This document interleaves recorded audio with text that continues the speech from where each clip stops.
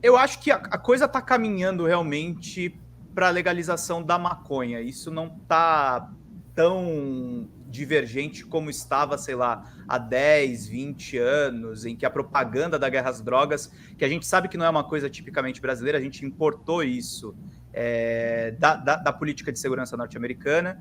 É uma coisa que ajuda a marginalizar mais ainda o nosso povo.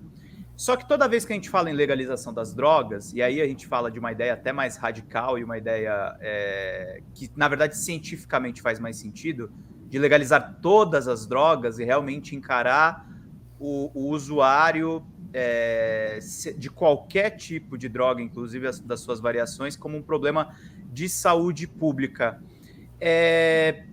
Como é que você está vendo essa discussão? Você sente esse avanço a respeito da história da maconha que eu elenquei aqui?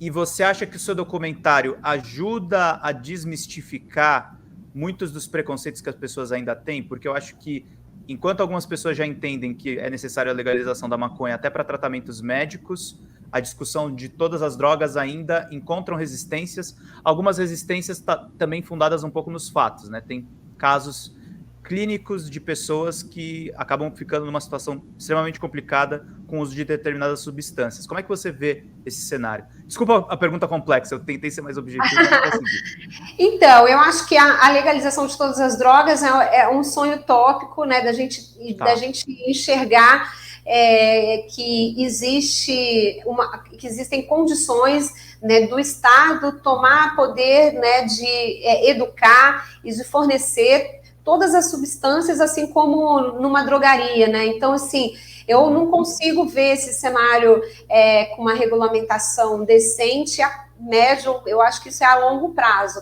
Eu acho que a médio prazo, talvez, a gente consiga regulamentar a cannabis sativa. Eu imagino que primeiro para uso medicinal, depois eu acho que é um passo talvez para as pessoas entenderem que é a mesma substância, que é a mesma planta, que a diferença é entre o uso que eles chamam de uso medicinal e o que eles chamam de uso recreativo, é um passo também, né, porque é a mesma substância, o que muda, eu tenho repetido isso constantemente, porque o que muda é o tempo de ação, a forma, o impacto, né, do tempo e da dinâmica da substância no seu corpo. Porque, né, vamos falar, né, da maconha especificamente, né, que a gente costuma falar, não é questão de polícia, é questão de saúde. Quando a gente pensa que vamos legalizar o medicinal e só que o recreativo ainda, as pessoas ainda não estão preparadas, né?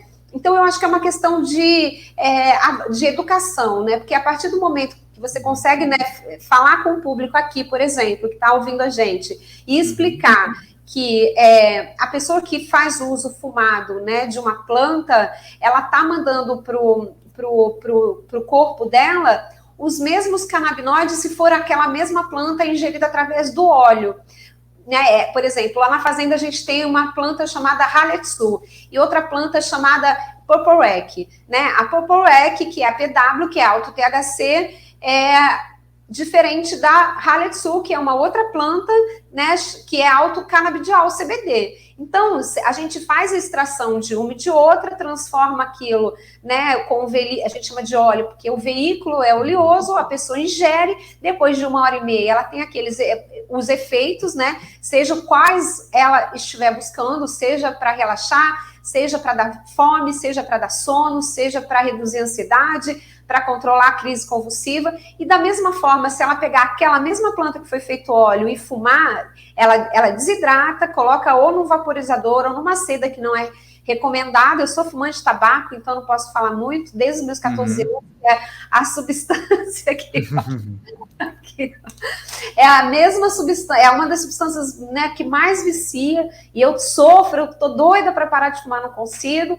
Então, assim, as pessoas entenderem que nos países onde a cannabis é legalizada, tanto para uso medicinal quanto para uso que é chamado recreativo, que a gente da militância é contra esse termo recreativo, a gente prefere falar um uso adulto responsável, e quando a gente diferencia o uso... quando a gente diferencia o uso medicinal, com esse nome medicinal, a gente entende que tem um médico por trás, analisando e prescrevendo e dando dose, orientando. Quando você fala uso adulto responsável, a gente está falando de um uso mais independente, né, de um uso consciente, onde ele já entende da planta e ele não precisa de uma orientação médica. Então, mas é isso, a gente explicar, a gente trabalhar com educação e a gente dizer, olha, é a mesma planta, não faz sentido uma regulamentação que um está lucrando, o outro está sendo preso, está sendo, né, encarcerado e às vezes até morto, né, no limite ali na guerra às pessoas, né, que a gente sabe que não é a guerra às drogas, que é a guerra, né. Enfim, então, eu acho que a gente tem que ser otimista, a gente não pode desistir e tentar trabalhar com aquele, né, aquele passo a passo de formiguinha, né, com educação. A gente chega lá, Pedro, tenho fé.